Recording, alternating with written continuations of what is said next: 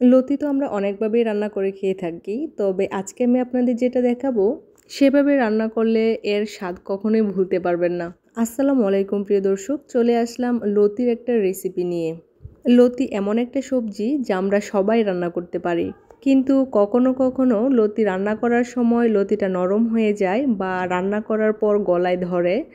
আজ আমি আপনাদের কিছু টিপস দিব যা রান্না করার পর লতিটা নরমও হবে না এবং গলায়ও ধরবে না। চলুন তাহলে দেখে নিই আজকের রেসিপি। লতি রান্না করার জন্য আমি এখানে লতি নিয়েছি, এটা চিকন লতি। আমি লতিটাকে পরিষ্কার করে ভালোভাবে ধুয়ে নিয়েছি। চিকন লতিটা কিন্তু রান্না করতেও ভালো লাগে আর খেতেও অনেক সুস্বাদু হয়ে থাকে। সব সময় চেষ্টা করবেন চিকন লতি দিয়ে এই রেসিপিটা রান্না করার। এবার কিছুটা লবণ দিয়ে লতিটাকে ভালো করে মাখিয়ে 10 মিনিটের জন্য রেখে দিচ্ছি।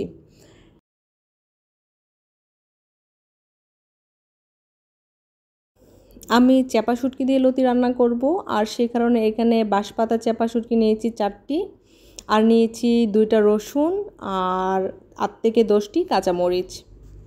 এবার এখানে একটা ব্লেন্ডারের জার নিয়েছি আর তাতে দিয়ে দিলাম রসুন, তারপরে দিয়ে দিচ্ছি হচ্ছে কাঁচামরিচ আর বাঁশপাতা যে চাপা শুটকিটা নিয়েছি সেটা ভালো করে ধুয়ে এখানে দিয়ে দিচ্ছি। এই সবগুলো উপকরণকে আমি এবার ব্লেন্ড করে নিব।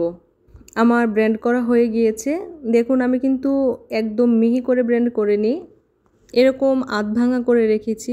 আপনি চাইলে এই কাজটা পাটা শিলেও পিষে নিতে পারেন। যে লতিটা আমি লবণ দিয়ে মাখিয়ে রেখেছিলাম 10 মিনিট পর সেই লতিটা একটা কড়াইয়ের মধ্যে দিয়ে দিচ্ছি। এবার কিছুটা পানি দিয়ে এই লতিটাকে ভাপ দিয়ে নিব। এই লতিটাকে লবণ দিয়ে মাখিয়ে 10 মিনিট রাখার এবং ভাপ দেওয়ার কারণ হচ্ছে এই লতিটা রান্না করার পরেও এটা গলায়ও ধরবে না এবং লতিটা রান্না করার পরেও সবুজ থাকবে। লতিটা হালকা ভাপ দেওয়ার পর আমি পানিটা ঝরিয়ে নিয়েছি। দেখুন লতিটা কিন্তু একদম নরম হয়ে যায়নি, সিদ্ধ হয়ে যায়নি, জাস্ট পানিটা বলক ওঠার পর আমি এটাকে পানিটা ঝরিয়ে নিয়েছি। এবার যে কড়াই আমি লতিটা রান্না করব সেই কড়াই আমি লতিটাকে ঢেলে দিয়েছি। দিয়ে দিচ্ছি হাফ চা চামচ হলুদের গুঁড়া, দিয়ে দিচ্ছি পরিমাণ মতো লবণ, আর দিয়ে দিচ্ছি 2 টেবিল চামচের মতো সয়াবিন তেল। এবার হাত দিয়ে লতিটাকে ভালো করে মাখিয়ে নিচ্ছি। এই কাজটা আপনাকে হাত দিয়ে করতে হবে, কারণ লতিটা একদম পারফেক্ট স্বাদ আনতে গেলে হাত দিয়ে ভালো করে মশলাটাকে মাখিয়ে নিতে হবে।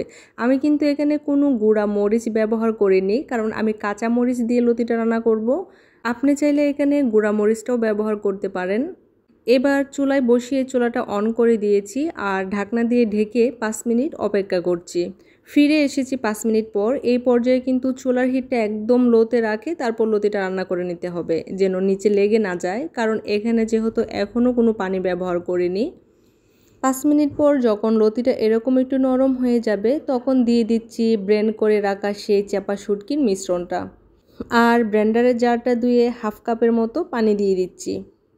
এবার ভালো করে এই মশলাটার সাথে লতিটাকে নাড়িয়ে চাড়িয়ে মাখিয়ে নিচ্ছি। আবারও ঢেকে দিচ্ছি 5 মিনিটের জন্য। ফিরে এসেছি 5 মিনিট পর। এই পর্যায়ে কিন্তু একদম জোরে জোরে নাড়ানো যাবে না লতিটাকে, তাহলে কিন্তু লতিটা ভেঙে যাওয়ার সম্ভাবনা থাকে। আলতো হাতে আস্তে করে নাড়িয়ে দিতে হবে এবং আবারও ঢেকে দিতে হবে একদম পারফেক্টভাবে লতিটা হয়ে আসা পর্যন্ত। মিডিয়াম হিটে 10 মিনিটের মতো আরও জাল করে নিয়েছিলাম। দেখুন আমার লতিটা কিন্তু একদম পারফেক্টভাবে হয়ে গিয়েছে।